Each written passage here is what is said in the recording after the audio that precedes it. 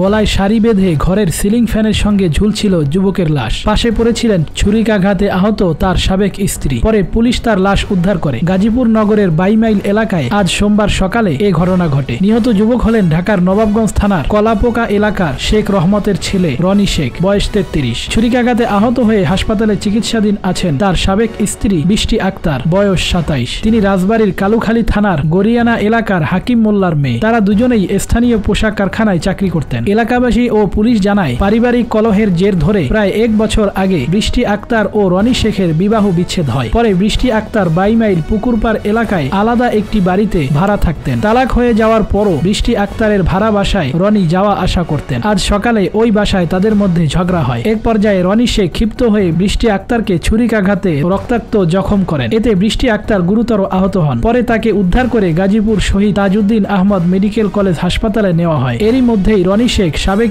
স্ত্রীর বাড়িতে ঘরের দরজা বন্ধ করে সিলিং ফ্যানের সঙ্গে শাড়ি গলায় পেঁচিয়ে আত্মহত্যা করেন। খবর পেয়ে পুলিশ ঘটনাস্থলে গিয়ে তার মরদেহ উদ্ধার করে। 22 মাইল এলাকার বাসিন্দা আবুল হাসান বলেন, এটি ছিল তাদের দুজনেরই দ্বিতীয় বিয়ে। এরপরও তাদের তালাক হয়ে গেলেও রনি তার সাবেক স্ত্রীর বাড়িতে আসা যাওয়া করতেন। কোনাবাড়ী থানার ওসি মোহাম্মদ সালাউদ্দিন বলেন, বৃষ্টির সঙ্গে রনির প্রায় 1 বছর আগে তালাক হয়ে গেলেও তাদের দুজনের মধ্যে যোগাযোগ ছিল এবং প্রায়ই রনি সাবেক স্ত্রীর বাড়িতে যাতায়াত করতেন। ঝগড়া বিবাদের জের ধরে সাবেক স্ত্রীকে ছুরিকাঘাত করেন রনি। প্রাথমিকভাবে ধারণা করা হচ্ছে, ছুরিকাঘাতে সাবেক স্ত্রী বৃষ্টির মৃত্যু হয়েছে ভেবে তিনিও ভয়ে আত্মহত্যা করেন। পুলিশ নিহত রনির লাশ উদ্ধার করে গাজীপুর শহীদ তাজউদ্দিন মেডিকেল কলেজের মর্গে পাঠিয়েছে। এছাড়া এ ঘটনায় আইনত ব্যবস্থা প্রক্রিয়াধীন আছে।